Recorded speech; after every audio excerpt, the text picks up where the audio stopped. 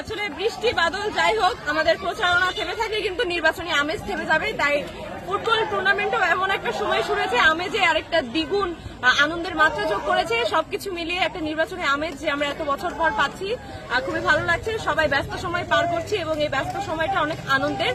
আমরা চাই 25 তারিখ পর্যন্ত এরকম সৌহার্দ্যপূর্ণ সুন্দর একটা সময় আমাদের সকলের কাটুক রাষ্ট্রকে। আজকে জানেন সারাদিন বৃষ্টিবিঘ্নিত আবহাওয়া, তার মধ্যেও আমাদের ভোটারদের কাছে বিরামহীনভাবে ছুটে চলতে হচ্ছে। সময় খুবই কম, চলছে ভালো প্রচারণা। আমাদের ভোটারদের কাছে আমরা ব্যাপক সাড়া পাচ্ছি, পজিটিভ। আমরা খুবই তাদের পজিটিভ ভাইব আছে, দোয়া করবেন আমাদের জন্য। দেখতে পাচ্ছেন আমাদের প্রচারণা চলতেছে। বাংলাদেশের একমাত্র স্মার্ট সিটি বসুন্ধরা এখন আরো নিরাপদ, আধুনিকতায় আরো এক ধাপ এগিয়ে।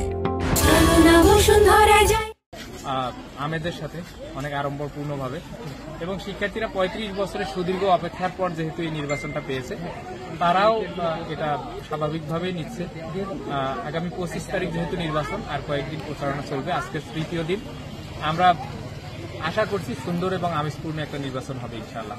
এবং আমাদের সম্মিলিত শিক্ষার্থী জোট, ছাত্র শিবির সমর্থিত এই শিক্ষার্থী জোট, এই প্যানেলের জন্য দোয়া চাই। আমাদের ডাকসু এবং জাকসুতে যেভাবে শিক্ষার্থীরা আমাদের উপর আস্থা রেখেছে, আশা করি এখানেও আস্থা রাখবে ইনশাআল্লাহ।